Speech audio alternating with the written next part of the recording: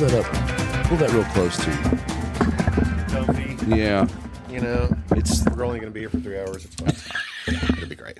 Dude, I'm not staying here for 3 hours. Didn't you miss all the traffic? You know what? Good Lord, what's happened to our fucking town? Sorry, I won't curse. No, you can say fuck on here. We're an American-based podcast, so you can say whatever you want. Yeah. What the hell? Like, they're just the worst drivers in the entire continent of the U.S. Preach, Daddy Bear, preach. It's unreal, right? It's gotten bad.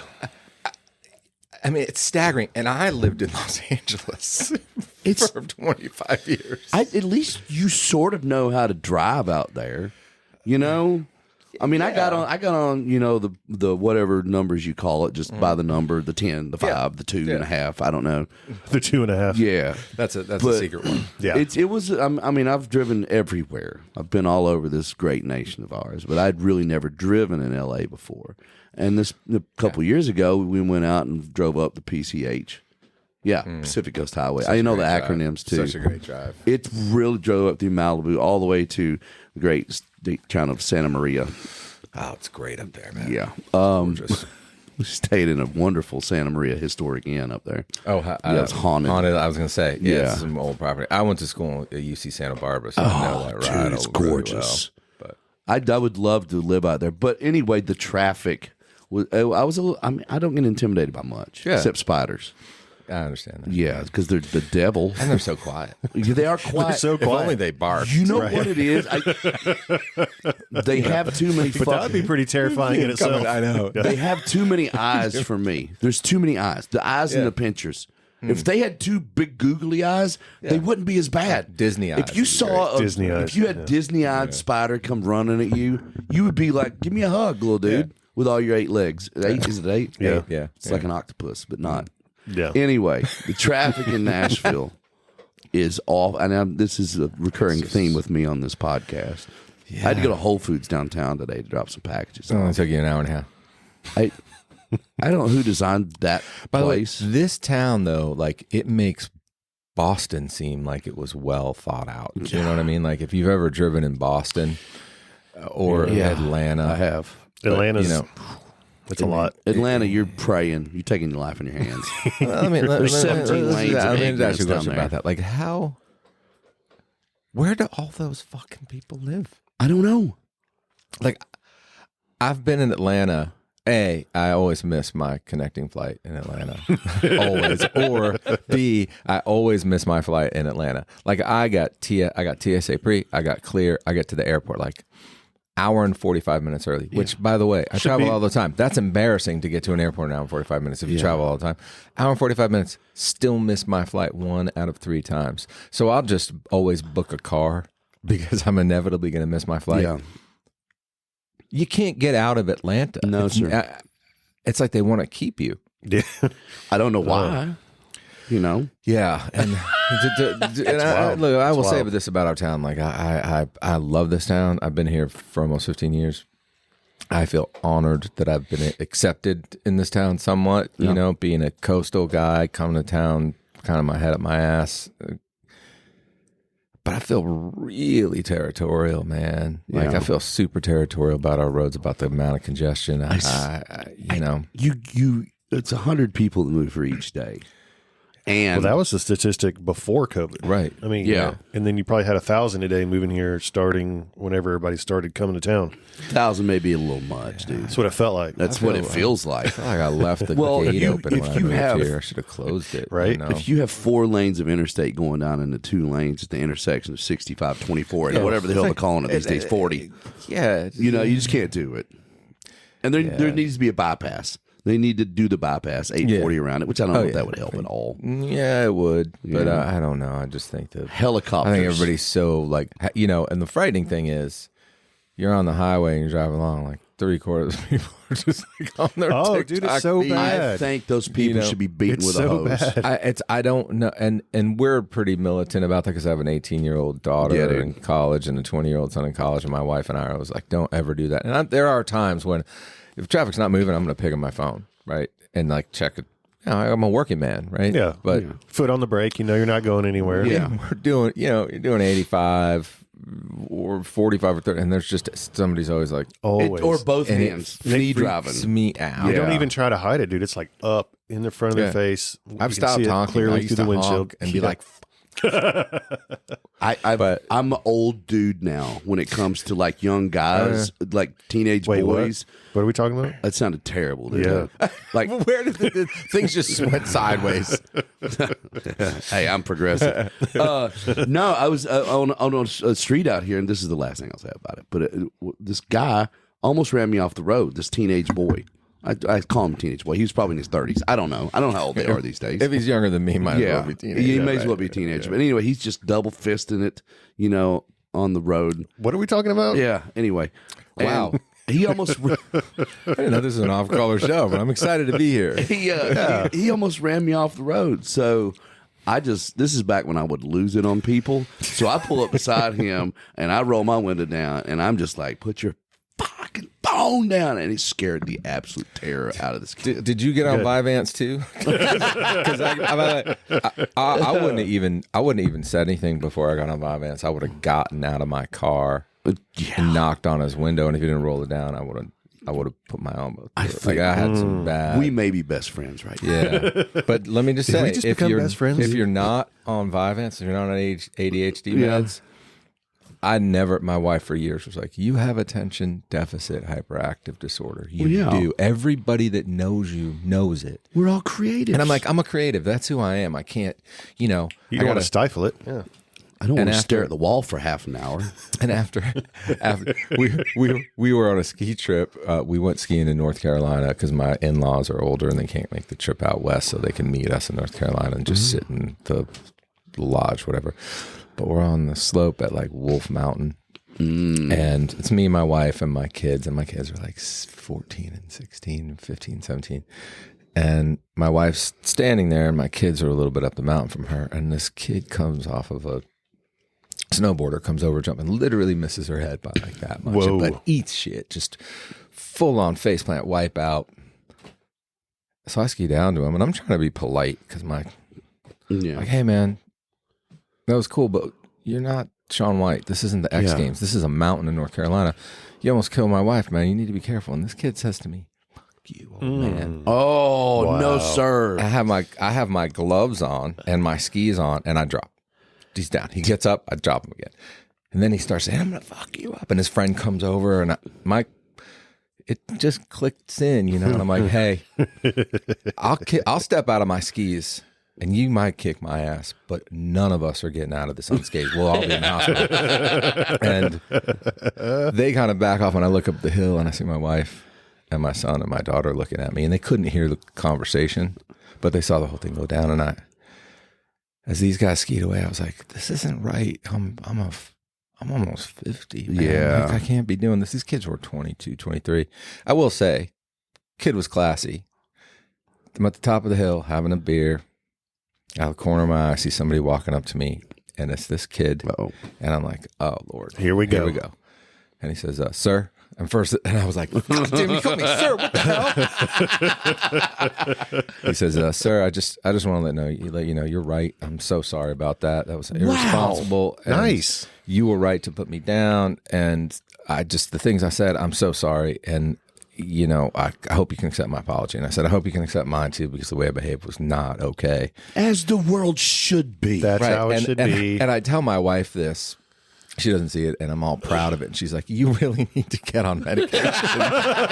So I finally acknowledged I'm slightly neurotypical. I got my ass on Vyvanse. When I called my psychotherapist, like my shrink, not my doc who could write a script, I called her, and she treats half of our friends, by the way.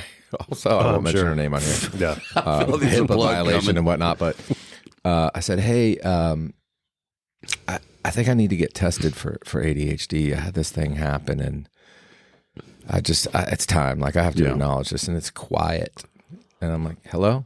And then you just hear this laugh. I'm in the car. I was at Woodmont driving over. Wait, this is your doctor? This is my doctor. I'm driving over the hill from Thompson, where Thompson Lane turns back into Woodmont. I remember it clear as day. And she is just cackling at the top of her lungs. And she's cool. We have a really good relationship. And I'm like, "Hello." And she says, oh, honey, you don't need to get tested. You got the worst case. You got the worst case of anybody. So I will say to you, if you're not on it, and it's still that anger is still an issue. Oh That no! helps a lot. I welcome to Twangtown, by the way. Yeah. Hey, we're just talking about our deepest, darkest secrets here. I'm David Tolliver. And I'm Colt Mirsky. Tall Brewski. And today we have with us Marshall Altman. Hey, No, that's not that one. Oh, I'm so rusty. yeah. That only sounds like a 600 cap room. I was thinking more like 3,500 cap. Yeah. What's going on with that? I don't even know what those words shorten down mean. on that. Well, we have a really fancy audio interface rig here, as you can see. Well, we have 4 or 5. I'm sure you've never worked on anything as fancy as this thing. Oh, so, I don't even want to touch that. But we only have 4 pads for sound effects, so, you know. Well, at least one of them's not a fart. So Yeah. thanks. We have- or one we of them have- might be. No, but That's maybe a when good we idea. upgrade. Yeah. And I have in the past couple of years reined in my anger. I've been seeing a therapist quite often. Oh, yeah, man. And it's it's one of those things where you were talking about, and then we'll move on to something else. Well, when you cut all the meth out of your diet, it helps. Honestly, He's from Kentucky. yeah, I'm from Kentucky, but we don't just do meth. We don't drink Mountain Dew all the time. Most of the time. Most of the No, man, but it's when you find yourself trying to chase down a 70-year-old man in a Walmart parking lot because he flipped you off for no reason. True story.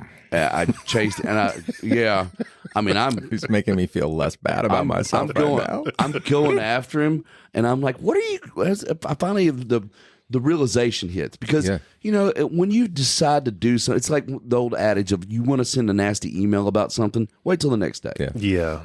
Take 10 minutes, take 5, take 30 seconds, and think about exactly what you're doing. That's what I did. Finally, I was like, you're chasing down a man who, 1, is way older than you. Yeah. 2, may have a gun and shoot you.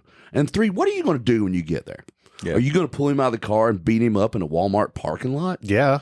Or are you going to get your ass kicked by a 70-year-old man in one? Yeah. Most likely, I probably would have. Both. Yeah, it's going to be like yeah. Clint Eastwood and just wear you I out, would have man. got laughed at by all the people around me, or I would have gotten beaten by all the people around me. One of the two things were going to happen. So, but it's like, and Jenna, my beautiful significant other, she's been helping me with it. She's like, you need to calm down.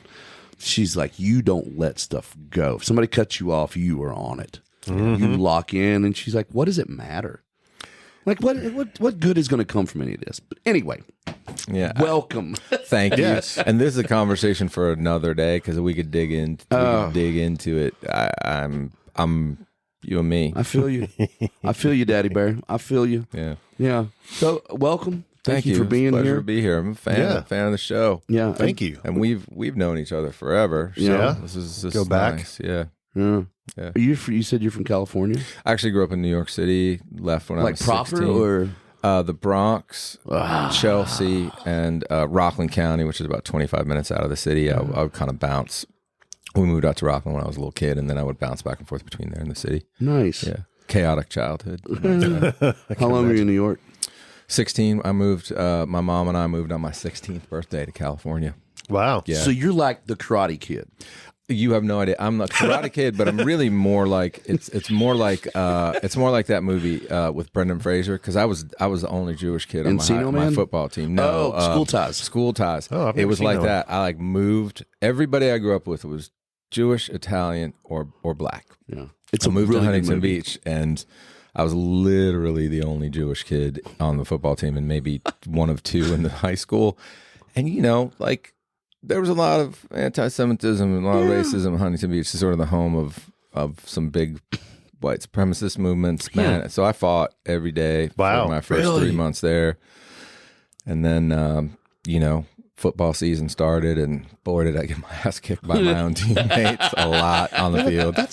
This just might be me being ignorant in how I grew up, but like I've just never understood the anti-Semitism thing. Like I grew up in Texas, and there weren't, as far as I know, I didn't grow up around a lot of Jewish people or anything, but I was kind of like you. I moved here to Nashville when I was 16.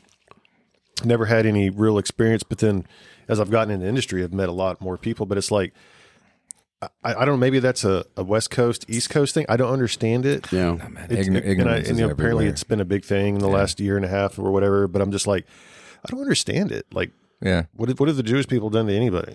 You know, man, it's been so long. That sort of I don't even want to say institutionalized, but that sort of like, you know, it's another form of racism, and it's just been around forever. I can't, you know, I don't know what the cause is, and I mean, I didn't even know you were Jewish till you just said it. You know? I was like, oh, I don't see that. Yeah, I mean, I'm not wearing my yarmulke today. But, you know, my response There's so many like, things I want to say, but I can't. Yeah, no, you can't. I want to say them too, but I can't. Could have been like Ben Shapiro and just worn it on the podcast like he always does. Yeah, but honestly, the worst offenders became my best friends. It was literally like a John Hughes movie or like School Ties. It was literally the guys that tormented me the most, that I fought with the most, would fight and die to defend me. And God forbid you call somebody a slur in front of them now. Yeah. It's just, you know, it was the 80s, man. It was a different time. Exactly what you said. Like, it's ignorance. Yeah. It's like hating somebody without knowing them. Yeah. Yeah. And I've been guilty of it. I mean, not particularly a race or something, but road rage. You hear, road rage. God forbid somebody cuts in line in front. I mean, Dylan could tell you some stories about people cutting in line when I'm around. I am not a fan of that. Not a fan. I think of I that. like you more than a friend right now. I think we may date. I don't know. Yeah. It's fun. We moved there when I was 16. Literally got in the car on my 16th birthday. Didn't have a driver's license. We're walking up to the car. My mom hands me the keys. She takes 2 Valium. She's dead, so I can tell the truth about her. She takes 2 Valium and she takes 2 Valium and a Percodan. Oh shit! And she just passed out. I drove for 16 hours. We drove out of New York, through New Jersey, through Pennsylvania on the first drive. And when she finally woke up, it was like 4 a.m. She said, "Why didn't you stop?" And I was like, I don't know. I don't know what to do. You told me to drive. I stopped to get gas, and I used my own money because I couldn't wake you up. And that was, and we drove across the country and lived in Palm Springs for a couple months. And I kind of got back into a kind of a community that I was trying to get out of when we lived in New York. And we were there for a couple months, and she found a high school in Huntington Beach because Palm Springs was way too hot. And I moved to Huntington and decided to kind of reinvent myself and did really well in high school. Did you have a little Okinawan repairman living downstairs from you? Strangely enough, I did. Yeah. You did? Did his name rhyme with Shmiyagi? It did. I'm not allowed to talk about it contractually. I wrote a song about Karate Kid. Yeah, but that was what it was. But it was a different time. You know, I'm like rolling in this high school, and there's a surf team. Wow. You know, and everybody has Levi's, but they don't have zippers. I had no idea what 501s were. Like button fly? Yeah, I rolled into this high school in like some Jordache, some tight Jordache. Wait, some like Converse. Jordache? Oh yeah, Converse, Dr. J, white on whites, completely fly. And like a Van Halen 3/4 length concert tee. Like I rolled in with this accent, and it was an interesting time, you know. But it was a chance for me to sort of reinvent myself a little bit. Were you doing music at the time? Yes, I'd always been doing music, but I was an athlete. You know, I was an athlete, and I would really like we didn't have a lot of money, so I just wanted to be rich. Like that was my sole goal. Don't we all, bro? Yeah. Still working on it, but picked the wrong business to get into. You know, it was a very idyllic time. Like it was pre-HIV. It was sort of pre-gun violence. It was like the last throw of, you know, the last throw of kind of the innocent time where you could be 17 and be driving around and have a 12-pack in your trunk, and the cops would pull you over and they would just take the 12-pack. Mm-hmm. They wouldn't arrest you because they knew you. I mean, I played on the football team. It was this is before MAD. Yeah, it was a very, very idyllic time. I got very, very lucky. You know, it was one of the great things my mom did for me because it took a lot of courage to pick up and leave New York, where her whole family was, where our whole network was, and just man, I lived in like it wasn't quite Section 8 apartment, but close to it, next to it, in between a Jack in the Box and a gas station. Wow. It was just a very different life, but it, you know. You lived an Everclear song then, huh? I mean, no doubt, yeah. Art is a friend of mine. It's my first gold record, by the way. Shit, yeah, stop Sparkling it. Phase, my first gold See record. what I did there? Yeah. Bam. Yeah. I pushed so hard for Heroin Girl to be the first single off Sparkle and Fade. Dude, if you listen to Art's writing and those songs, they sound like really happy and bouncy and everything. And it's like, you listen to the lyrics, like, bless this dude's heart. Yeah. My heart breaks for Art every time I listen to his songs. And I call him Art like I know him personally. I really don't. He's a lovely guy. He's a lovely guy. I just saw him at one of those rooftop, it's like an 800-seat rooftop thing on maybe next Broadway. time invite me to I will invite you. Please Literally, do. that record hangs in my son's room. That's that amazing. Was my first gold record. Art specifically is like, Marshall, you should have this. Because I was an assistant at Capitol Records in the sales and marketing department, and I loved their indie EP that they did. And then when I got a hold of that record, I was like, Heroin Girl, my sister had a heroin problem too, so that was part of it for me. But like, man, I love that record so much. Music was a different time for me then. I don't want to say I'm not still a fan of music, but it's hard. Once you pull back the curtain and you see behind everything. Yeah, that was still a time where I was still a big fan of music and bands. And it's changed a lot now. We all have had so much more time. Yeah. I think we had the same amount of time, but there was so much less to occupy it. And True.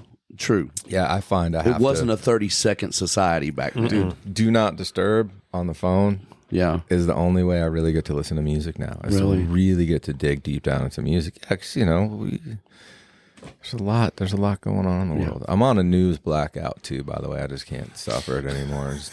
No, we don't watch them. How many days do we have left? 20-something days? It's not only that, it's just the whole world. Yeah. The election, I'm just like, okay, I don't know anything about it. The election is so much right now. And the world, every time I turn on the news, I just think like, this stuff has been going on forever. We just know about it all. Yeah. Right.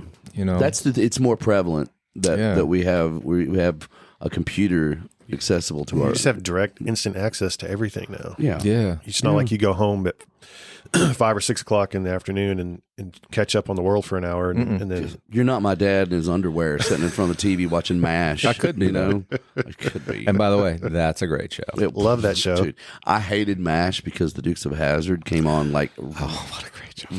Right in with it. Still haven't met John Schneider. What? By the way. We're working on it. Yeah, we had supposed to have him on the podcast. I was supposed to write with him. I was a fangirl because I used to wear my little Dukes of Hazzard T-shirt. I thought you were going to say Daisy Dukes for a second, but I was like, don't put it past him. I've done it before. I mean, you do have nice legs. Thank you. The road gets lonely. Yeah, well, you know this. The bus gets lonely sometimes. It does. You should write that down. I have. But I'm from around Hazard, Kentucky, and like they would come there. John Schneider, Tom Wopat, Catherine Bach, Roscoe. I'm not hearing anything after Catherine Bach. Oh, yeah. Dude, she was so bombed out of her head when they came there. Really? Yeah, she was glassy, and I didn't know any better. I was like 8, 9 years old. Where's Hazard? It's southeast Kentucky, over next to Virginia. Okay. Where North Carolina, Virginia, and Kentucky all come together. It's pretty close to that area. My wife's family, half her family's from like Bardstown. You're more central. Bourbon country. Yep, sure is. So, my old Kentucky home was written there. Yeah, been there. Been to the Stephen Foster show. Yeah. Look at this. Played on the we are best friends. Played on the Stephen Foster golf course with my father-in-law. Wow. Oh, yeah. Yeah. When I would drive here, when I was going to school at UK, but I would come to Nashville to see if I wanted to move here. And you have to go past Bardstown every time. That smell. Bluegrass Parkway. Smells so good. So, you moved to California. Moved to California, 16, kind of turned things around. I'm fairly smart, so, got a National Merit Scholarship to University of California. You think you're better than me? There. No, I do not, because I dropped out, brother. If you finish, you're better than me. I was student of the year. I was most likely to succeed, blah, blah, blah. Wow. Sang in the jazz choir, played football. I had a great time in high school. You are perpetuating and breaking all the Jewish stereotypes, by the way. Totally. Played football. Yeah. My nickname, by the way, was the Flying Rabbi. That is a true story. Yes. The athletic director and the defensive coordinator of the football team nicknamed me the Flying Rabbi because this was a league, like the CIF Big Five. Back then, it was a powerhouse league. Like I played against Todd Marinovich and Marshall Falk. Yeah. Marshall Falk. Isn't he a head coach now? Is he a head coach? I don't think so. Dude, what position did you play? Were you I was running back? Defensive line. Defensive line? You were defensive line? Yeah, I was defensive tackle. And I was kind of this size back then. I was much better proportioned, by the way, but I was this size. Yeah, so I was fast and relatively smart and occasionally would throw myself over these 6'5" offensive linemen. So you were the Rudy of the league. Yeah, I wouldn't go that far. I was a lot cooler than Rudy. I'm not You going were to Sean Astin of the league. No, Judy? He's short. He's very. Sorry. I mean, I'm not nothing against short people. Sean, I'm better looking than that fool. You know it, dude. You are, for sure.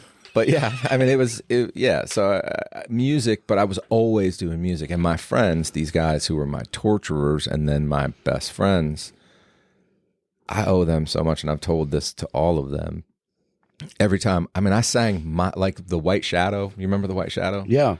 I sang My Girl in the shower because of White Shadow, and everybody would sing along, and they would always ask me to sing. And when I was in the musical in high school, they would come out and they would lose their shit and go crazy for me. And whenever we were out at a party, somebody would pull out a guitar and be like, play. So you were the epitome of an 80s movie. Yeah. I kind of was, and my friends were the same, They weren't, nobody was a musician like me, but they were so supportive. And I look back on that time and think, I'd have a completely different life if it weren't for these guys, because when I wanted to play, they were ready to listen. And when I didn't feel like anybody wanted to hear me, they'd be like, hey, Marshall, play something, sing something. So, dude, that's amazing that you had a supporting cast of characters like that. I mean, is a great group of people. And one of them is moving here. Really? Sorry about the extra traffic. I apologize. It's all good. Man, if he just wouldn't bring his car. Yeah, that'd be fine. He's a horrible driver, too. Oh, God. Can I say his name? Yeah. Sure. No, I'm not going to say it. Say his name. It's your friend. Say it. I just said it. I whispered it. You say that man's name. So you did you teach yourself how to play guitar?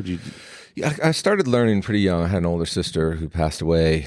She's 8 years older than me. She passed away in 2002 from an overdose. But she was music was a huge part of her life. Yeah. So, and going into her room was forbidden. So of course that was where I wanted to be. And it was this cycle of, she would leave the house, I would go into her room, roll a joint, put on Ziggy Stardust or Van Halen 1 or Billy Joel Turnstiles, like early days, or Zeppelin, and have her yellow Sennheisers. Remember those yellow Sennheisers? I'm a little older than you guys, but I remember those. The yellow Sennheisers. I'd sit in there and I'd just rock posters on the wall, those dark corkboard walls just covered with tear-outs from Cream magazine and all the old rock rags. And it was just a different world, and her love of music really caught me. And I think in large part, man, I love music. I love, I started as an artist, and I think I've been pursuing this career so aggressively all these years to prove to my long dead sister that I'm cool still. Wow. That's honestly a huge part of it. And I'm a pretty good singer. I was a front man for a band, and what's the band name? I can write Farmer. Wow, that's West Coast band name Farmer. Ironic. That is irony. So right ironic. There, yeah. Define irony. Yeah. Farmer. Yeah, exactly. A band from Los Angeles called Farmer, a concrete desert. So I was like, oh yeah, people will love this. And everybody's like, are you guys from the Midwest? And nobody got it at all. But yeah, I think I was so intent on having money. And was studying business economics, got accepted to a great graduate program to get my MBA. Yeah, got accepted at an Ivy League school to go get my graduate degree, and had been playing in a band, and just had this moment where I was like, man, I don't want to spend my life doing this. My dad had always wanted to be an actor, and he'd actually become quite successful he was a federal judge, and he did well, but my mom was too stubborn to take any money from him, which is why we didn't have any money. But I'd heard the story from him his whole life about how he wanted to be an actor. He wanted to be an actor, but his mother made him become a lawyer. Yeah. And I thought, man, I'm not going to do that. I'm going to take the chance that I have. So I dropped out of college in my senior year, went to music school, went to this jazz school called the Grove School of Music, which is long defunct now, and studied composition and arrangement there, and Logic. You guys all know Logic? Yeah. Back then it was called C-Lab Notator, and you could only use it. I'm so old. I'm so old, right? I feel like a 14-year-old still, though. But you could only use it on an Atari 1040 ST. It didn't move any music. It didn't do any audio. It just pushed out MIDI, and it was like a little black screen about the size of a big iPhone. I'm not kidding you. So I learned Logic really well, and got my degree, got my composition and arrangement degree, and started delivering pizza. That's what you do. That's what we do. Yeah. You work in a restaurant business. Yeah, and just making music for free every moment. And eventually I got a phone call from a mutual friend who knew that I was really good at Logic, which was C-Lab Notator. There was a band in town from Germany where Logic was made back then. It was a German company. And the programmer on this band's record became the new bass player in the Scorpions, and they needed somebody to take his job. Nice. So I got on this record. It was so much money. It was $500 a day. Whoa, what? I think I was literally making like $800 a month. So it was like a bunch of money every day. They fed me every day, 2 meals a day at minimum, and then I would just take food home and give it to all my poor ass friends at the end of the night. But I was on this record for like 6 months, maybe 5.5 months, and that was really the first door opening for me. Isn't that incredible how long it used to take to make an album? Oh my God. It took forever. Oh, it was a brutal gig too. I remember reading a magazine like, what was a big guitar magazine back in the 90s? The Guitar Player. Yeah. And the Metallica was in doing one of their most recent projects. Like, we were in the studio for 6 months making this. And I'm like, I remember thinking like, wow, it takes 6 months to do all that. Just to get the snare sound. Yeah. And then now, it's like, we'll do it in 2 days. Yeah. Well, the Eagles' first album, they went and tripped acid at Joshua Tree and went to Aspen and recorded for a while, and then went to London. And it was like they took like 18 years to get their first album done. And now we get one done in a couple of days over the Ocean Way or wherever, So Yeah. It's nice though that we got to see all that. I got the first record I ever produced took like 3 months. Wow. Man, I being a musician and a singer and an artist and a songwriter and everything, I would love to have the funds, the money to just do some kind of guilt project, just to go in and write everything in the studio. Oh yeah, hold up at Sonic Ranch or something and like just sit there. Yeah, hold up. Like I think Eric Church did it a while back in North Carolina, he's just a very talented cat. Yeah, and he just went over and that's what they did.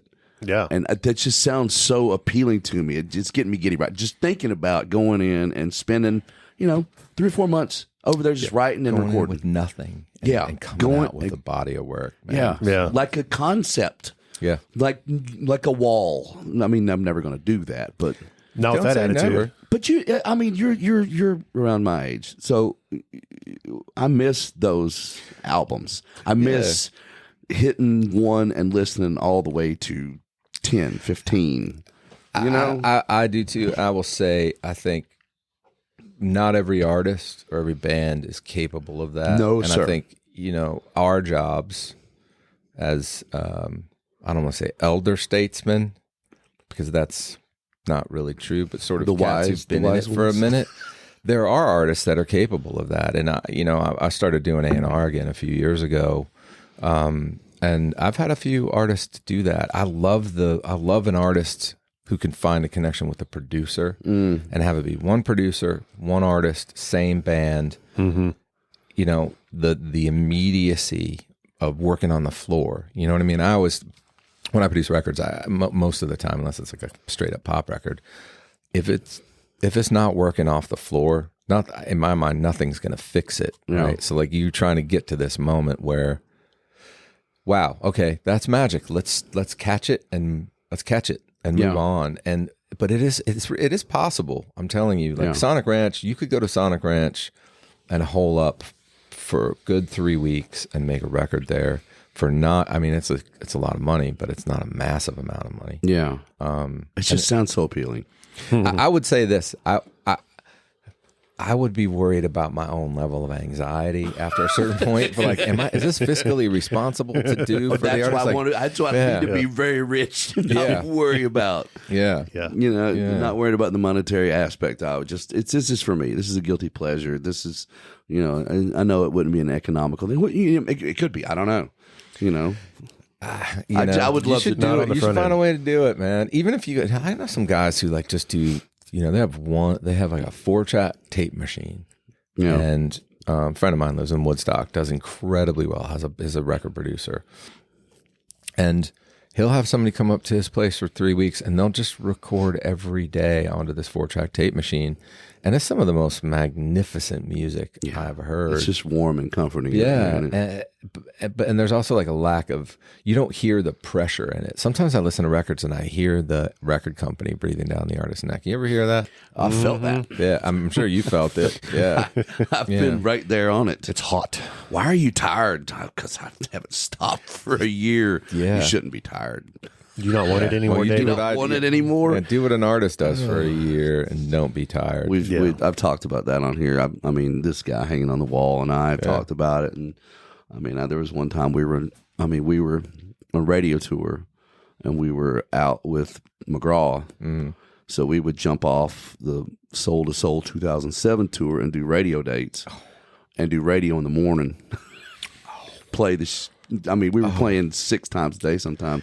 We got to Vegas for the ACMs, and we were up for an award, like Duo of the Year. Bragger. We didn't win. Humble brag. Humble brag. Humble brag. But one of our radio reps came up, and he was like, how you doing? I'm like, man, I'm real tired. That's all I said. Yeah. I get back home, and the head of our promotion calls my manager. He was like, does David just not want this anymore? That's a ridiculous thing to say. And how long had you been on tour at that point? Yeah, I'd been on a bus for 90 days straight. That was like a year-long tour too. Yeah. So at that point, we weren't just playing the tour. Yeah, we were working like 3-4 big shows a day. Yeah, and this was 4-5 days a week. I mean, you're tapping into something that I've fought against in the business for so long, and I've definitely ruined some relationships. I've definitely walked away from some high-paying jobs because the people I was working for had forgotten that it was the artists who mattered, not them. Yeah. And how dare you say that, Marshall? I know that still exists. I know that still exists. Like anybody that knows me well knows that I've definitely been Don Quixote, like throwing punches at majors. Yeah. And the majors don't. None of these people give a crap about my opinion, or there's no CEO of a major label who's like, wow, Marshall Altman doesn't like how we do business. We better change it.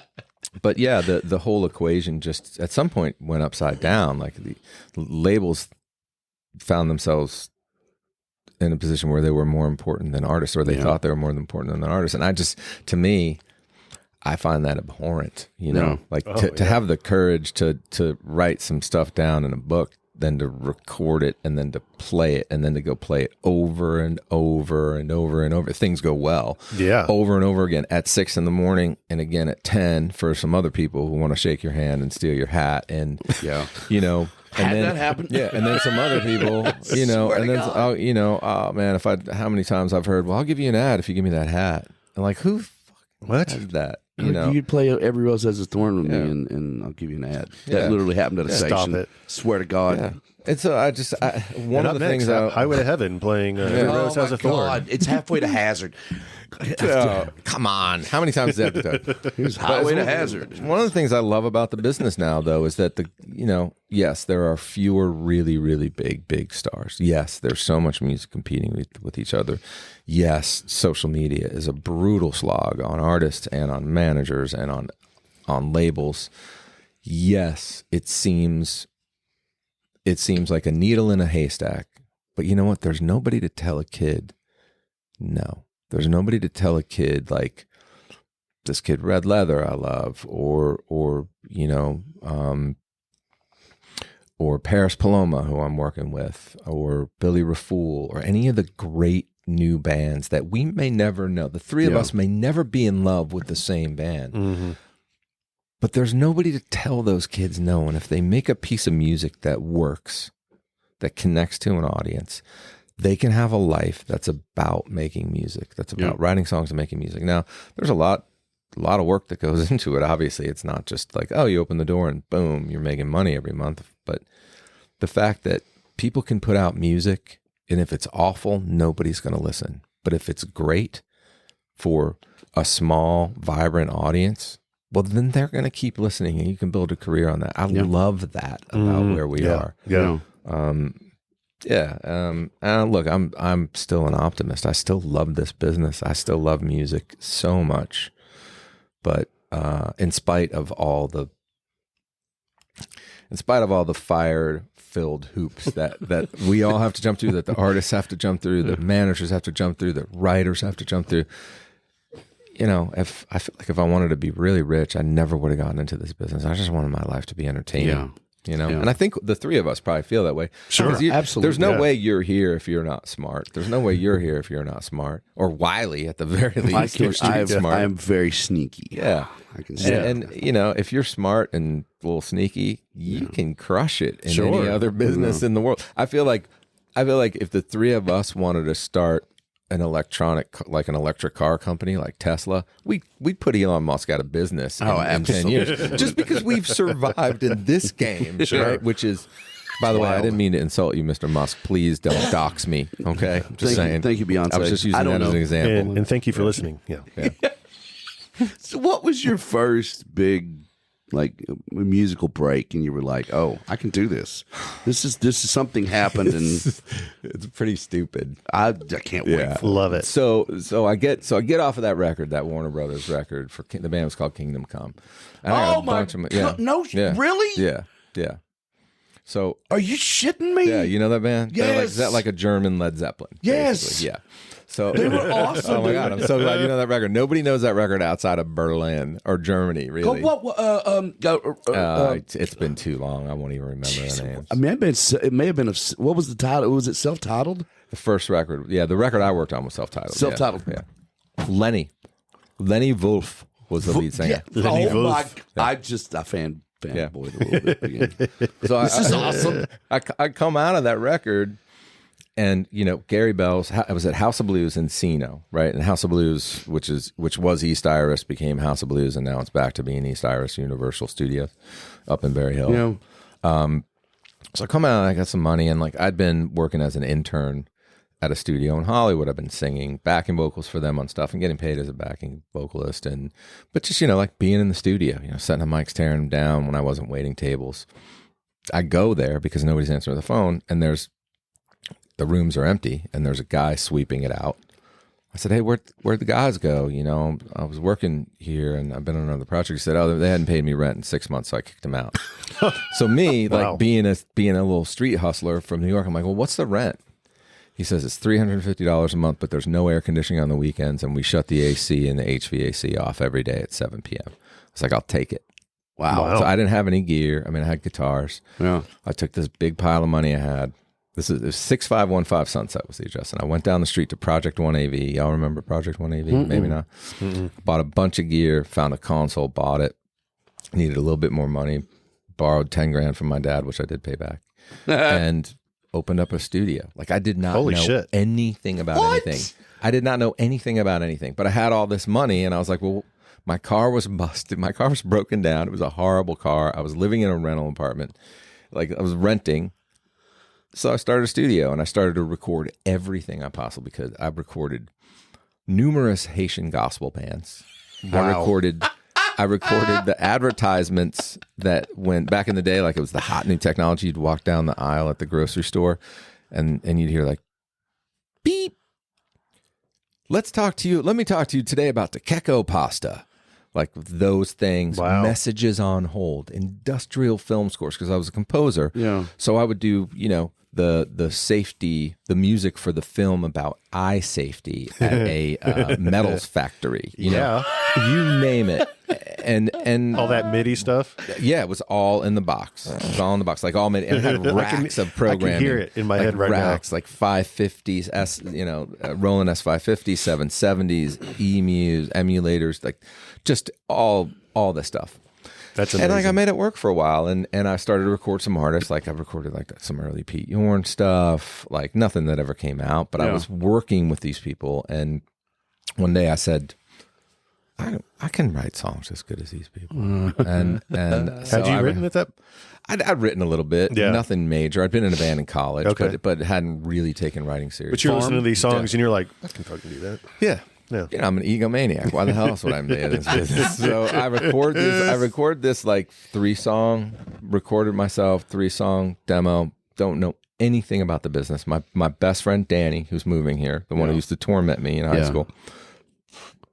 He was a mortgage banker, so he like bankrolled this whole thing. My sister took the picture of me. I had like curly hair and just moody, smoking a cigarette, and like a duster. The moody Jews. We bought. Oh my god! He's Italian. He's Italian, by the way. That's nice one. We bought. He bought the A&R registry, which is still in business. I don't know if it's still in business, but the A&R registry. Yeah. We sent out 1,400 packages to every A&R person in the book. It didn't matter if they were like spoken word, urban music, books on tape. Like every single person in that book in the A&R registry, we sent packages to. I still have all my past letters, by the way. Kept them all. Oh, your past letters? Yep. Nice. They used to, hey kids, for those of you who don't know what letters are, they used to send you in the mail on paper. Your music isn't good enough to get signed here. I got them from so many great A&R people. It's classic. Who I worked with, by the way, eventually, over the years. Yeah, and I like come in with my past letter and show it to them.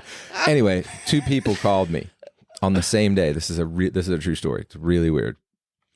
Bruce Lundvall, who at the time was president of Capitol Records, called me. What? Yeah, at my studio, and said, "I would love to bring you to New York to talk about a record deal here, and can you come on Thursday?" It was like a Monday or Tuesday, and I said, yeah. And he said, great, I'll have tickets messengered over to you. We're going to put you up at this hotel. Just by the office. It's going to be great. I hang up the phone with him, and I'm stunned. But I have work to do. I have a messages on hold thing that I'm working on. So my phone rings again, and it's Lenny Waronker's office from Warner Brothers. Wow. And I don't know anything about the business. So he gets on the phone. He's like, yeah, Marshall, we'd love for you to come and talk about signing to Warner. We would love this music. And I said, oh, Lenny is one of my heroes. You know, like he produced Good Old Boys, he produced Ricky Lee Jones. Like he is one of my idols. So I was a little nervous, but he said, we'd love for you to come down. I said, I'm so sorry, Mr. Waronker. Bruce Lundvall just called me today, and I'm flying to New York on Friday to go see him. So I guess I can't really come and see you. I didn't know like you get a lawyer, you get a bidding war. I didn't know any of that. I was so naive. And Lenny, I mean, I've told him the story. He doesn't remember it, but he was so nice. He was like, well, Bruce Lundvall is a dear friend. He's an amazing record executive, and we're really excited for you about that. And if it doesn't work out, will you please call me? Wow. I swear to you. This is right? unreal. It's crazy, right? It's a different time. Yeah. And so I went to New York, and my friend Tim Godwin went with me at the time. He was my guitar player. We started Farmer. On the back of that, and it was me, Tim, and a guy named Tommy Dimitrov who taught me a lot about engineering. Really taught me how to engineer. He's a front of house guy, big in Vegas now. Does the, Cher and nice giant shows. Yeah. So they put us up at the Mayflower Hotel, which is now gone. But coincidentally, my cousin lives on the lot that used to be the Mayflower Hotel. Is one of the most expensive pieces of real estate in New York City. She and her husband live in that building. It's really weird to go back there, but they put me up in this room, and the first night we're there, me and Tim and Tommy are getting good and hammered, and I'm going down to the bar to get us more makers, and the elevator doors open up, and there's this old lady in there, and she has a feather boa on and a nightgown, and she curtsies to me. She does a curtsy, and I bow to her. We don't say anything. This is a true story. This is a true story. So wild. So I don't say anything to her, and the door opens up, and as the door's opening up, I realize she has a coffee cup in her hand, and she has a coffee cup in her hand. I was standing on her right, so I put out my left arm. She puts the coffee cup in her right. She hooks into my arm, and we walk out through the lobby in the Mayflower Hotel. And she just starts, everybody's like, hey, Sadie. Everybody starts waving to her, and she just does this like pageant winner wave. We walk into the bar. Bartender looks at me, and I say, well, I'm buying for this young lady here. And the bartender says, well, great. Well, what can I get you? And I said, I'll have 4 triple Maker's Marks. Because the guys were all upstairs. And My kind of drinker. And she goes, me too. And she slams her coffee cup down. So we get the drinks. I scoop them in one hand. I scoop them in my right hand. I put out my left arm. She takes my arm. We walk back through the lobby. We get in the elevator. We go back up. We were on the 12th floor, and she was on the penthouse. The door opens, and I turn to her, and I bow, and she curtsies. And I walk down the hallway, and Tim, my guitar player, Tim Godwin, who works at Taylor Guitars. I don't know if you know Tim. And he's playing this figure. I'm dying right now. This is a movie right now. This is a true story. He's playing this figure. And I walk in and I like take the first sip and I sit down and I pick up my pad and we write this song called Sadie. And the next morning we're in Bruce Lonval's office and he's like, man, I love the music, but do you have anything new? True story. I said, well, we just wrote this last night. I met this lady named Sadie at the Mayflower. So we wrote the song and we play him the song. At the end of the song, he says, let's get you a record deal right now, boys. Wow. Like, it was a crazy story. Like, it's still weird to hear me say it now, looking back on it. That is a movie scene. So wait, who was Sadie? She had to be 85. Did she like live in there? This building. In yeah, the penthouse? She lived in the building. Okay, but she was obviously pretty wealthy to live in a penthouse in New York. Yeah. And you could tell she had been a beautiful, beautiful woman. Yeah. And I've gone back there. I love that she just totally... Y'all just had that moment. It was just a 10-minute moment. Yep. You know, the whole song is about her. All I see is Timothy, whatever his name is, the new hot curly headed dude in an elevator, like dressed like Willy Wonka, coming out with this old woman with a feather bow on. That's all I see in my head. And that's a movie plot. It is. Yeah, it was one of those. It was one of those moments where like you feel the wind kind of rushing by you as doors are opening into the future. Whoa. Do you know what I mean? Like, absolutely. I think about that a lot, and like the images of that. This old hotel overlooking Central Park. It was right on Columbus Circle, overlooking Central Park. It was spring. There was a breeze coming through these big billowy curtains, and Sadie had on, I'm walking through the lobby and she had on it's literally a feather boa. So yeah. And you were home. Wow. You were back home. Yeah. And I was where it all back started. home. I was back home and I used to run wild in those streets, like as a kid. It was, so I just thought like, oh yeah, this is how it always is. I didn't know any better. Welcome to the music business. Yeah. And then I made that, they let me make that record by myself, and Gary Gersh became the new president of Capitol Records. I turned the record in and he dropped me 72 hours later. It was awful. Youch. It was an awful record. And then, and then somehow by accident I started getting into database design and software engineering, and just because I'd met somebody while I was at Capitol who was the head of IT, which is the chief technology officer. Mm-hmm. I was waiting tables and I ran into her and she said, "What are you doing?" I said, "I'm doing a lot of programming," which is like logic programming. She thought I meant like real person programming. No. And so she ended up offering me a job. She's like, "Do you know C++?" And I was like, yeah, I had no idea what C++ was. I mean, I thought she was talking about C# because she was Australian. I was like, maybe they call C#. I was like, yeah, I know all the keys. I said that to her. And I literally ended up getting this job and meeting all these people again at Capitol in a different context. I'd been an artist. Then I come back in as sort of a software developer. I started on the beta testing side and worked my way up to sort of the graphical. I was like the cool kid, I had like crazy sideburns and only wore like thigh, like calf high Doc Martens. This was an interesting time. I wore cutoff combat pants. I wore just like cutoff combats. Oh wow! Thigh high calf high Docs and concert T-shirts and a Kelly wool green blazer every day of the year. Wow! I was a freak. Yeah. So I did that. It didn't make me very happy, and I begged the GM of Capitol to give me a job, and I left a job that paid like 100 times more than what Capitol was paying me, and became an assistant in the sales and marketing department. Did that for a couple of years. Got bored, started a band, got another record deal. Got another record deal. Did that for a while. Found, was really tight with the A&R department, and they convinced them to put me on the payroll as a scout. Yeah. Because I needed that damn $400 a month. Yeah. And I would come home from being on the road with Farmer and listen to all the unsolicited cassettes. And I found a guy named Clarence Greenwood, who's Citizen Cope. Yeah. And Wow. was driving to a wedding with my girlfriend at the time, popping cassettes in, taking them out, popping them in, and there was a blank cassette, and she was like, "Oh, this one's blank," and she threw it in the pass box, and I said, "Well, just put it in just in case." And it was this amazing music, and I pulled over on the 101 With Citizen Cope at the Seaward Avenue exit, went into the El Torito, used my MCI calling card.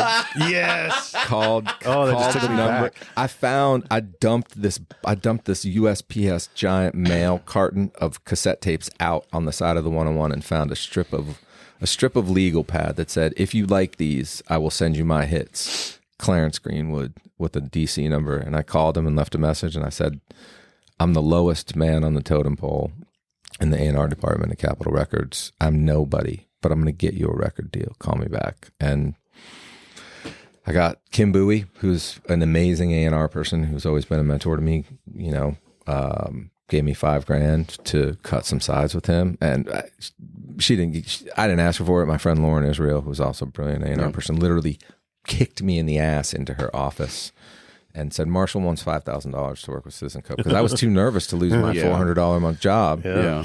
And that started my record career. That's amazing. Wow. As a producer. That's incredible. Yeah. On a blank cassette.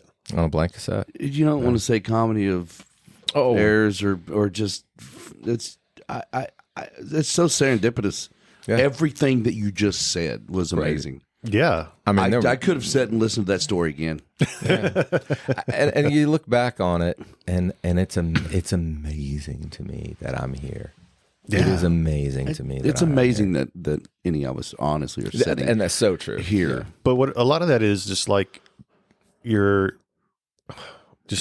hustle. I mean, but it's like you're kind of pulling the wool over some eyes, but also like I'm sure you got in there and you did it and you figured it out and you were good at your job. But it's like, yeah, I know what C++ is. I'm like, I don't know. Well, how do you get experience into a field that requires you to have experience without getting into a field that requires you to have experience? I went to the public library, man. Yeah. And I got a book on C++ and a book on beta testing protocol. I mean, faking it till you making it is basically. I mean, that's it. You're like a poster child for that. Yeah, and honestly, I'm probably still talking my way into jobs. You know what I mean? Like, I don't think I'm fit to be a record producer. I've actually never written a song. Yeah, ever. By the way, so brave of you to admit that. I don't know. I think that's part of our dynamic, though, right? Like in this business. Well, we always talk about it being perception in this business, and that is a big part. Talent is a big part of it. Timing is a big part of it. Self-belief and perception that other people have of you. Mm-hmm. I mean, we had a bidding war in town for my little duo, Yeah. And I thought and still think that we are great. Yeah. But there was a lot of buzz and there was a lot of perception that we have maybe been better than we were, at the time. But that is one thing. You have to go into it with confidence and a bit of tempered arrogance. In this business, if you don't, tempered or untempered, I went in with untempered arrogance. Yeah, and had a lot of program direction. I barely. Oh no, dude, not this guy. Like, I mean, there was feedback from radio tours like, this dude's just an asshole. But it was my no, it's just my humor. Yeah. I have a dry, smart sense of humor, and the PDs just couldn't understand it. Very unfiltered. Yeah. Yeah. Your humor is like your road rage. No, my road rage is just it's congratulations on getting a handle on that. Thank you. For real. It's no small thing. I mean, what else did you do after that?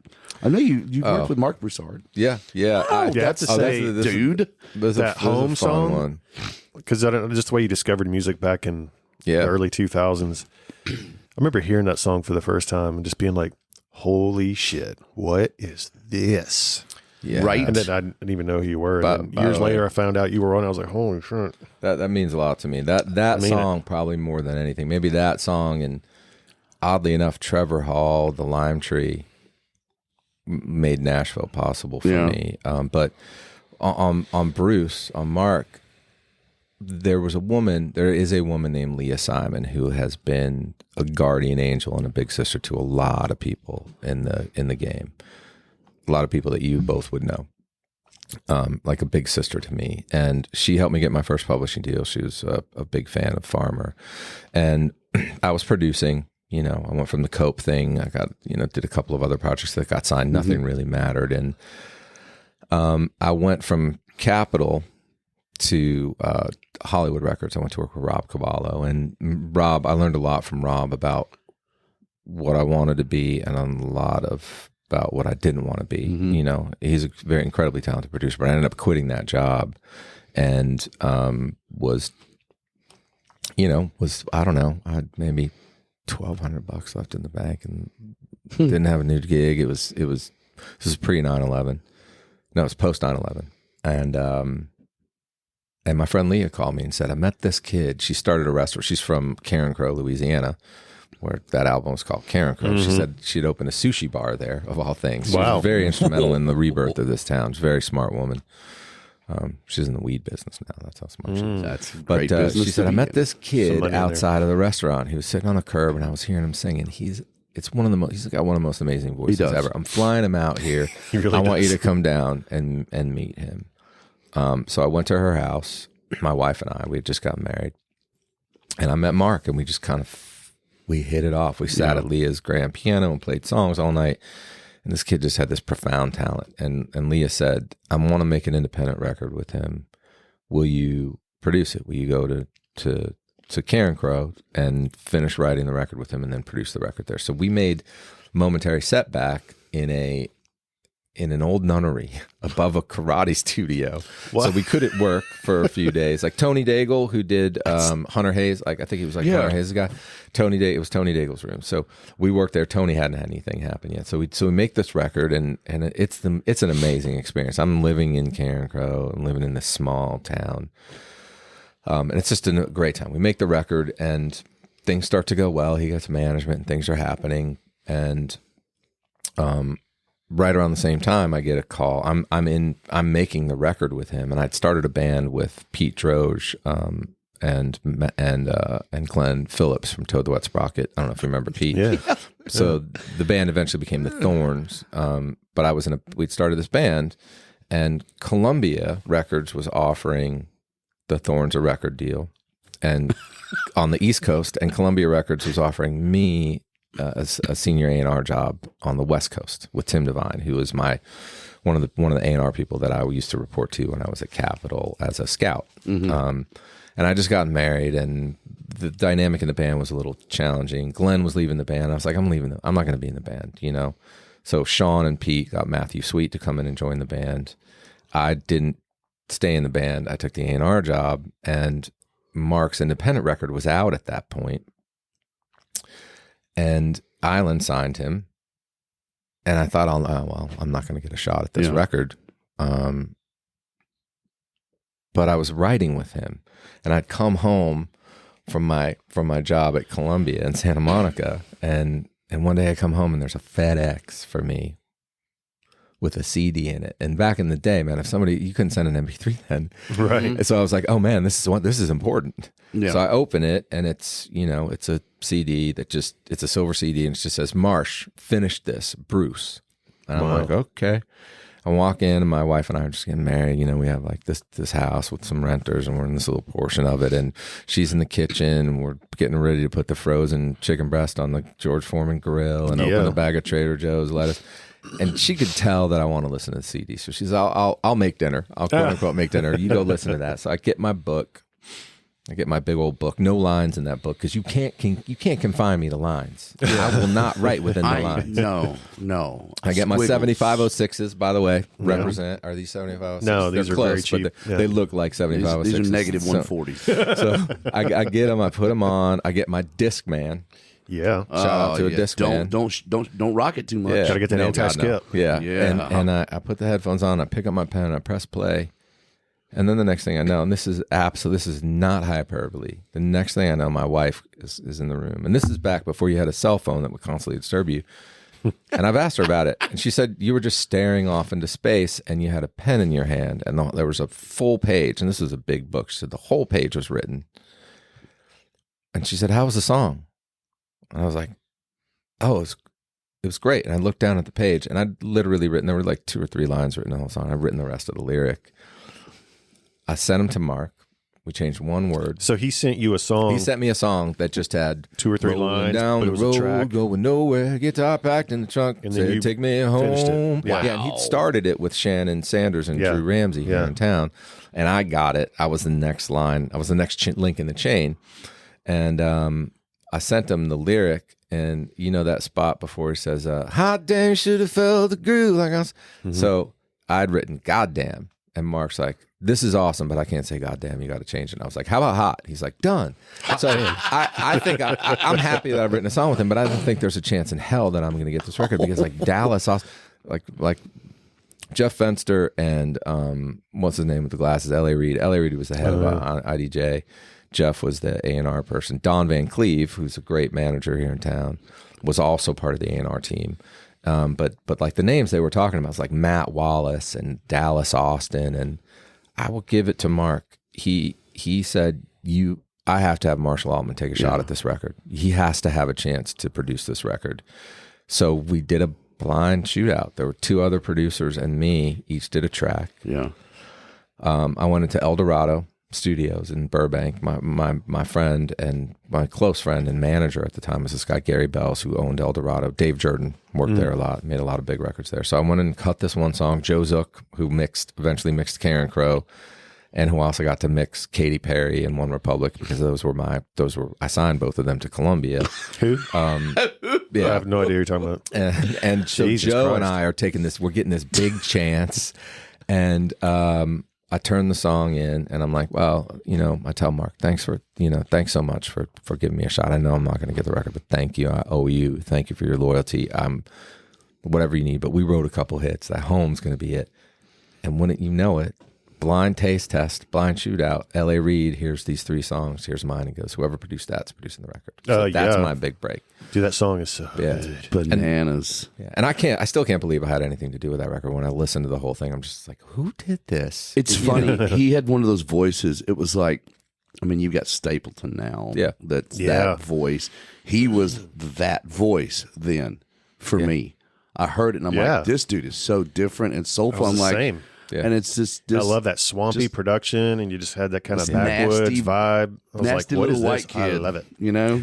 So I grew up listening to the it's blues, amazing. so it really resonated with me. And circling back to the time spent making records, on Home, I've had so many kids in town ask me what sample pack I used for those stomps. I'm like, you know what sample pack I used? I used Joe Zook, the best engineer on the planet, 4 different sets of risers because we didn't like the first 3. And I fired a bunch of people who couldn't stomp and clap well enough. Like literally, we spent 2 days getting those stomps and claps. Amazing. And then layering them just so they fell right. Yeah. Like, wow. And Gary, I'm so grateful to Gary Bell, to Gary Gunton, Gunton Management. He just gave us so much extra time. I mean, I literally think he billed IDJ for 3 weeks, and we were in there for like 4.5 months. Whoa. Just working. And I will also credit Tim Devine, who had hired me to do A&R at Columbia, and who fully supported me producing that record. He was like, you better get my work done, but yeah, go produce that record. Yeah. And was really, really supportive of me. So I had a lot of good breaks over that. I mean, it's part of the reason why I went back into A&R. As a record producer, we get to touch 8. I was making about 8 records a year. Maybe we get to do some singles and we write some songs. But once we're done, we can't really affect any change, right? Nobody really wants to hear from us. Trust me, I've reached out and they don't want to hear from the record producer about how to put the record out. And I thought, as I have an opportunity now, maybe to return some of the good things that people gave me. I mean, Tim, Marc Broussard, Don Van Cleve, who really fought for me to have a shot on that record. I'm not here if it's not for them. Yeah. I mean, maybe I'm here, but I might be just another schmuck developer in this town or something like that. I don't know. Yeah. I might not be in the game. So I I feel I don't ever take this for granted. I try. I mean, I'm sure I do, but I try not to. We all act like we do. Yeah. Yeah. And like I like to say, if you're not thinking of getting out of the music business, you're not really in the music business, you know? I have one foot out every day. Yeah. But that means you're in, buddy. I'm sorry. I got bad news for you. That means you're in. You know, I joke about it all the time. This is the best job I've had. It's the hardest job I've ever had. Yeah. But I also want to be on a beach running my little tiki bar. Man, you do. By the way, if you do that, I will join you because I could play covers like nobody's business. I could play Fire and Rain. It will make James Taylor cry. I'm doing it. What was the song you used to sing in the shower? Oh, My Girl. My Girl, yeah. Yeah, that doesn't Play work that My well Girl. on acoustic, but if I take a shower on the beach, I'll I can't sing. believe you brought up White Shadow and Kingdom Come. Yeah. This is amazing. And some triple makers. I remember. I still have the Kingdom Come CD. It's one of those amazing things. It was a brutal slog. My first day on the job, they had me on a drum throne that was at the lowest possible point, and I'm spinning it up, and I'm spinning it up, and Lenny comes over and he says, no, this is not the way we do things. And he spins it all the way down. And I'm working on I programmed everything on that record pretty much except for drums. And I'm working on something and I feel like activity behind me of some sort. And I turn to look around, everybody's laughing, and I'm looking around, and they've hung a noose over my head. So it's brushing on my head so that if I move this throne up, the noose will be like flat on my head. I mean, like it was every debaucherous thing. And I'm like, I'm like this nerdy, like ex-jock kid. Like I don't know from rock stars, like it was nuts, but yeah. Rockstar hazing. Yeah. They hazed the shit out of me. Wow. Yeah. It's amazing. What do you got going on now that you're real excited about? I'm just for you. I mean, I moved here in 2010. I've just been really producing records since 2008. Throw out some of those names for the crowds. Yeah, how did you get to Nashville? Like, what brought you out here from California? I mean, I had a couple of really good years. Like the first years where things started to work for me as a producer and as a writer. I wrote the song with Ingrid Michaelson called "Parachute" that a very big pop star in the UK cut. And it was a #1 song in the UK, and it's got a lot of countries. And I had the biggest crush on Ingrid Michaelson. Yeah, she's a lovely, smart, kind person. She used to like babysit my son at the studio. Wow. I wish she would have babysat me back in the day. Yeah, she's lovely. So we wrote the song, and it was a big hit. That helped get me here. Matt Nathanson and I had been incredibly close friends for a long time, and I tried to sign him I tried to sign him at Capitol, tried to sign him at Hollywood. Tried to sign him at Columbia. He said no to me everywhere. He did? Yeah. But after I'd left Columbia, we got together one day and wrote this song, and it was a very funny experience because I was like, I got this idea, and I played it for him, and he looked like he was going to throw up. I think he gagged, and he's like, play it again. And he kept like, oh no, we're never doing that. But we're never ever doing that. And then a couple weeks later, he sends me some lyrics, and that song is "All We Are," which is on Some Mad Hope. And he asked me to produce the record, and he was still an independent artist, so we made this record, and it was tough. He was paying for it. I wasn't charging for my studio. It was just a work thing. Like every dollar he had was going into this. But then Some Mad Hope came out, and I got him a deal on Kevin Welk, what was his name? Vanguard was the name of the label, and I brought the record to everybody. I brought it to Warner, I brought it to Hollywood, I brought it to everybody passed on it, and finally I got Kevin Welk. I kind of bullied him into it, but Kevin Welk signed it, and it ended up being a big hit. I mean, "Come On Get Higher" was a #2 song on pop radio for a while. So that helped me get here. I'd worked with a woman named Kate Voegel, who ended up, she was the first artist on MySpace Records. Oh, wow. And I forgot about that. I did too. And then she became one of the stars of One Tree Hill, and she was singing the songs so for the first time in my life, I had a record that I produced that was selling like 100,000 copies. It was nuts. So all of this happened in like a 2-year period. I worked with Natasha Bedingfield, and I produced a woman named Brooke Fraser, who was in she was in Hillsong. When Hillsong before Hillsong was undermined by whatever was going on, and before Hillsong was the new Hillsong. Yeah, it was, and this was her secular record, So I made this record with her called Albertine that did really well around the world. It was just that time where I thought, wow, these crazy risks, me quitting my job at Columbia while my wife was pregnant with our second child, and we were remodeling our house, and we were living in a rental house. I decided to be like, I'm going to just produce records independently now. I mean, looking back, I don't know how I didn't know I was that stupid. I used to think I was brave. But like bravery and stupidity, they're the same sides of one coin, really. It's just the awareness. Yeah. Now I'm aware. I'm like, what you did what? Yeah. But I was in traffic. I'd actually been out here working with Walker Hayes. Yeah. Right. I made the record that got Walker dropped from Universal. Nice. It was basically very similar to what he's doing now, but like I wasn't a guy who was like, no, Walker was ahead of his time. Oh, he was. Yeah. And I was never a guy who was going to be like, Walker, we really need to listen to what Mike Dungan wants. I was like, Mike Dungan, like I didn't know Mike at that point. I probably said the same thing. Yeah, I love Mike. He's a great guy, but I'm always like, dude, you're an artist. Let's be an artist. Like, let's be different. I didn't know anything about country music at that point, other than like Roy Clark and Johnny Cash and Garth Brooks, because I was at Capitol when Garth was huge. Yeah. So we were just having a great time. But I'd been out here for about 4 months on and off, and just fell in love with the town. Fell in love with what it was like to be a music maker here. From the cartage guys to the studio system to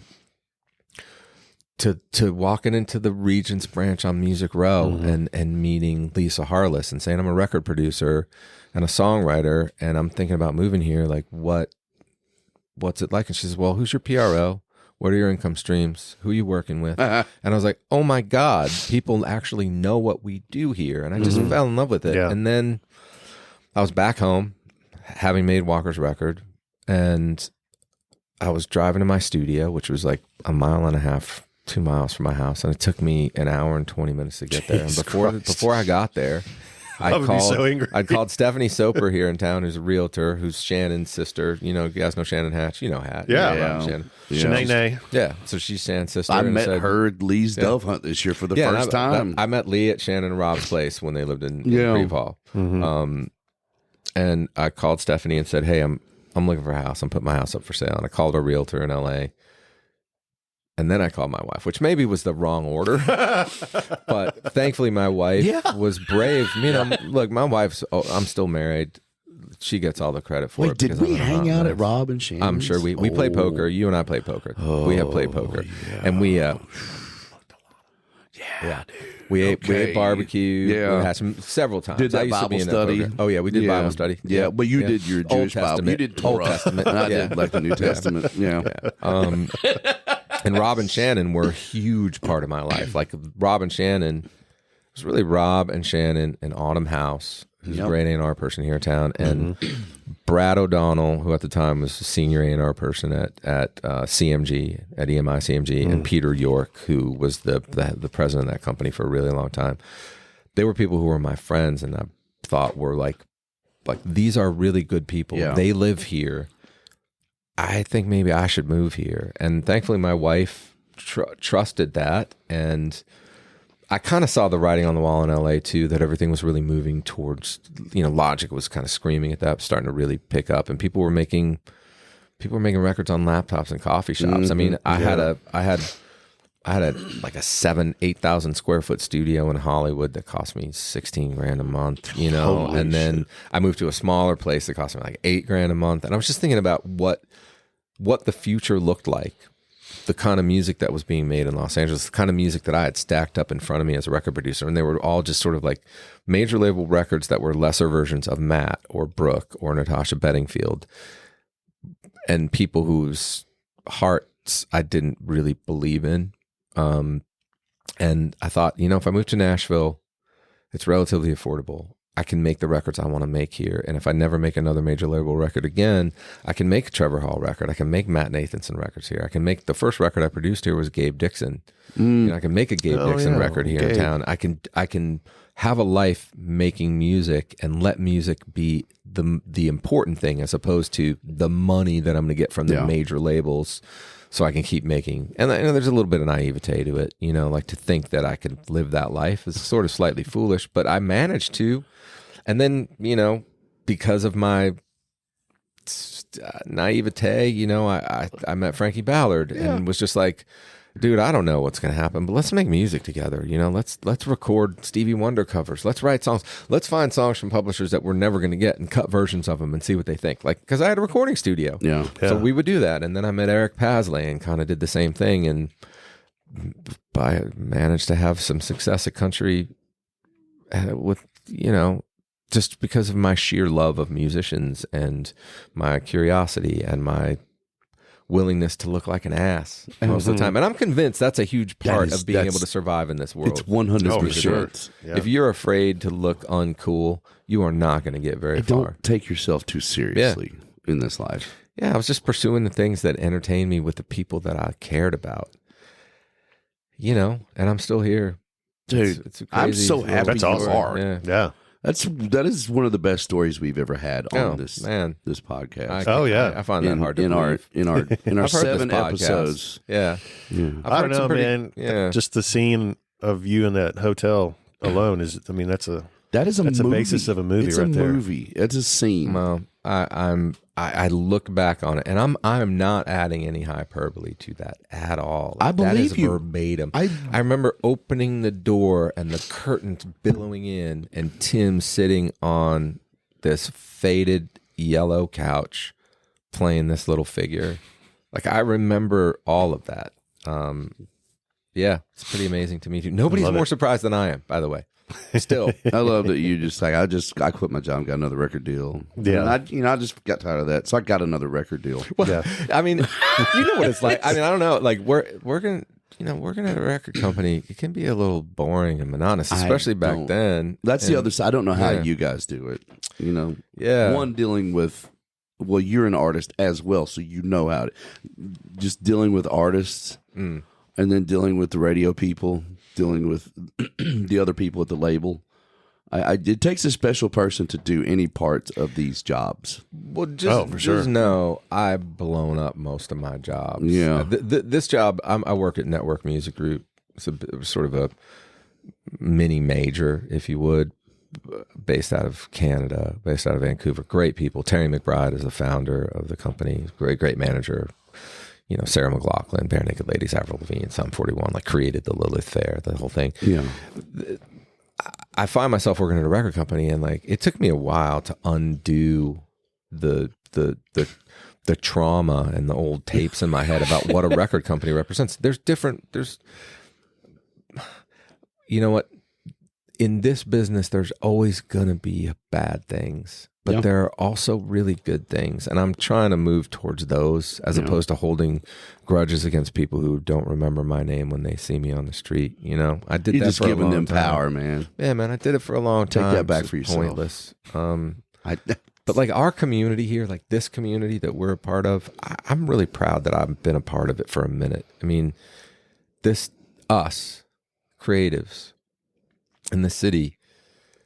This city is thriving because of us. Yeah. And by us, I mean our friends who came to town to make music and ended up being restaurateurs or event planners or starting new businesses. I believe in this community that we're a part of a lot. I really, really do. And feel like maybe one of the best things I've done with my career is be a decent member of our community. And I like to think I'm that. I hope I am. And I'm not saying that to Germ, either of you or anybody else who might listen to this. Germ away, Bo. Our crew, stupid, fearless, brave, talented, it just makes me really happy that I got here, man. I feel like I'm going to cry. Well, I want to hug you or cry or something. It's amazing. I'm really, and I mean that. And I feel the same way. I get choked up about it. Damn, this is such a better life than I ever thought I would have. Life. It's awesome. Yeah, man. It's frustrating sometimes, but it's worth the frustration. Yeah, it really is. The traffic isn't worth the frustration. Traffic's not worth the frustration. No. Yeah. I keep waiting for the jetpack thing to happen. When is that going to happen? I don't know. We need it. I'm getting a flying car. Yeah, flying car, jetpack. I mean, I would take a jetpack in lieu of a flying car. Zip line me to Brentwood. Is it too much to ask? It's not too much to ask. Well, we're supposed to get a special lane. Bill Lee's going to give us a lane we can pay for. But then all the idiots will just pay for that lane. Right. But maybe then there'll be less idiots on the other lanes. Gosh, dude, I would pay almost $1,000 a month to have my own lane. I don't know where I'd get the money, but I would figure it out. By the way, you'd have so much more time. Yeah, you'd find a way to make that money back. Yeah, that's true. OnlyFans, what? I thought I recognized those legs. Look at the legs. So are your toenails painted pink? No, the last time they were black. Oh, okay, I started getting pedicures, dude. When Jen and I started dating, it's glorious. But then one day I'm like, I'm on my toes painted because I want to be, I'm going to the beach. Yeah, man. Jen's like, you don't need painting. I was like, yes, I do. Okay, I got like royal blue. Wow. Last time like it was black. Yeah. Nice. I thought about doing my fingernails, and I was like, I don't. What do you do? Just a clear coat on the fingernails? I don't do anything on the fingernails. I don't like people messing with my fingernails. On their hands. Yeah. Yeah. Just the. I mean, I'll say pedicure, manicure thing. It's nice because you can't really do anything else while they're doing it. I mean, if they're doing your feet, you can be on your phone. But even that, dude, I sit there and chill and let that massage chair beat my back to death. That thing's the best. And the little woman, first time she did it, my toes were just nasty. Oh yeah, and she's just she's pulling that. She's looking up at me like she's like twisting that ingrown toenail out. She's looking at me. I'm like, it's okay, and I'm gritting my teeth. And she's like, it's okay. You took a couple Advil before. Oh, dude, it was so bad. Jenna's dying. I'm going, it's fine. You could go ahead and do it. And she's looking at me and twisting it. It's like that scene out of Dumb and Dumber. Oh my God, the greatest scene with the belt sander. Oh yeah. Oh my God, that's the greatest scene. Sweating and just like, sticking to the chair. Funny. Yeah, but what you got? That's it. I think it's time, man. Are you? Have you ever in your life, in a world, where Marshall Altman spins a wheel of shame? Have you ever spun a wheel of shame? I haven't. You're about to, Dad. All right. I like go ahead and finger that thing, son. All right. Act like you're on Price is Right. Yeah. Show us what you got. Did you change anything now, or is it still the same stuff? Same stuff, except for the one new thing I added. The new thing? Yeah. Oh, I'm right. Truth or drink. Truth or drink. Yeah. I like it.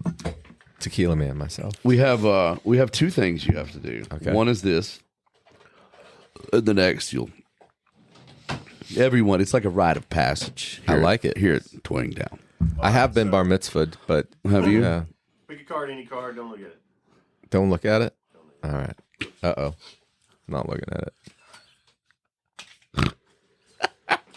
Is this a sleight of hand thing? No, man. I'm no David Blaine. Let's see.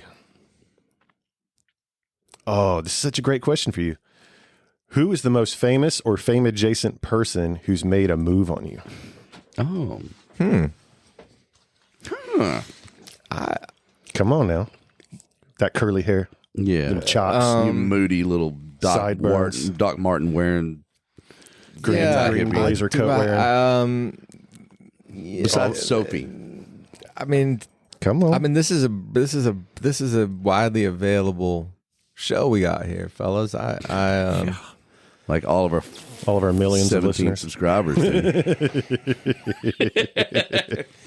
Hey, this could be the answer. I've been married for 23 years. You could be married, but someone could still make a move on you. Hey, yeah, it doesn't make you a bad person. It's unless not you your made the move fault back. that people love you. What if it was a dude though? That's fine. If they're famous or fame adjacent. Was it Desmond Child? It wasn't a Desmond Child. Was it P. Diddy? It wasn't P. Diddy. I don't want to mention the name, but it was a professional football player. Really? Oh, who definitely grabbed my ass more than once, and not in like a manly way. Yeah, not in a it was a manly way. Like but he not got up in there. Where did they play? A couple teams. Couple teams. What team was the only one you grabbed? High draft. Matt Leinart. No. Top Marinovich. No, can't. Reggie Bush. I feel, it's one of those things that you can. I'm going to dance around it because it's not fair for me to say this. And by the way, maybe this man was totally hetero, but it did not seem it at the time. I've gone in front side and back side on my boys before. Looked them in the eyes. That I too have done, and that has been done to me. This was not that. Like I think I grabbed one of my buddies earlier. Look at me when I talk to you, you know? I have some friends who were professional football players, one of whom paid from the trip that I went on where I met my wife. Oh, nice. So we would all hang out and, go to, I've been to many Super Bowls with these guys and I only made it to one back in the day. Nice. It's not about the game. So is it one of those, I think we were in Phoenix at the time. Was that player playing in the game? The player had been playing, was not playing in the Super Bowl that year. What team was that player on that year? I don't. What position did that player play? Tight end. Of course. Wide receiver. Offensive line. Offensive. Big he's boy. strong.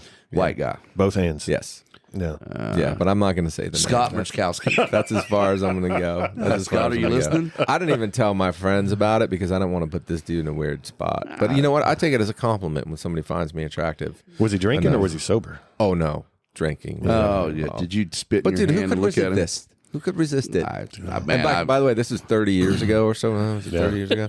I was actually slightly handsome back then. Yeah, we all were. Didn't have the sheen of old age on me. We all were, Mars. I looked at I have a mirror that stares at me from the toilet, and I was just sitting there the other day, just looking at myself, and I'm like, when did this happen? Boy, that's a setup for an existential crisis, man. You gotta move that mirror, right? Nah, man, I like to watch myself strain. Well, I suppose it keeps you in check, right? It keeps something in check. No, man, I gotta get more fiber. I gotta get more fiber. It's killing me. Yeah. Anyway, so the second half of this. Yes, this is our Twangtown initiation. So you're a former athlete, football player. Have you ever done smelling salts? Oh yeah. All right. I've had my bell rung. You're in the lot. So I have here with us a bottle of Atomic Rhino smelling salts. Wow. And so got a horn. Everybody does it. Now you're not going to have to. I'm not going to have to smash my head in the door a couple times before you do that. Not before, no. But what you do after, I can't say what you are or aren't now, going to do. you could take it like a champ, like a couple people have. And I saw it. We had one guy that just wouldn't pull his nose away from it and was looking at us like he enjoyed it. Yeah. That's frightening. And then one guy's eyeball popped out of his head, but I don't know. I think that was just a one-off. Yeah. Okay, good to know. I'm glad I got my eyeball. Just kidding. It's fine. David's eye almost popped out of his head. I went full nose in it, and it was not pretty. Yeah, that was the first time we ever did it, so it was quite the experience. I couldn't see color for a while. And what's that made out of? No. Don't worry about it. Ammonia. You sure you don't have any poppers? I'll do those. No, this is better. Oh, okay. This is much better. Let's check it. All right, so I'm going to open the lid. I'm going to hand it to you. You're going to hold it about right here and just go. That's it. And That's then all it's you got life to do. changing. All right, under my chin. Yep. Right there. Just right there. Just big breath in. Breathe out. And don't smell it yet. Get it up there. Oh, man. It's just as violent as I remember it being. Wow, and I got it mostly in one nostril. That's how it is. Yeah. Oh, wow, that will wake you up. That brought back some memories of being like Time warp, right? like the guy who nicknamed me Flying Rabbi. Like being like holding that under my nose while I'm out on the field. Yeah. I guess the concussion protocol wasn't quite the same. No. Oh wow, that is still burning. It's so bad. Yeah, It's so bad. It shouldn't last too much The dude who held that under his nose. Yeah. No, I had a guy, I gave him a bottle, and he's like, oh, I don't smell it. I got so mad. I was like, I threw it in the trash, and I had another one that hadn't been opened, brand new, never been opened bottle. I could smell it over here. Oh, like it filled the room. You could smell it. And he was just like, And he would look at us and sniff it. Psycho. I'm like, buddy, something's wrong with you. Yeah. You're touched. It was cool that you got Scott Borchetta on the show, though. That's great. No.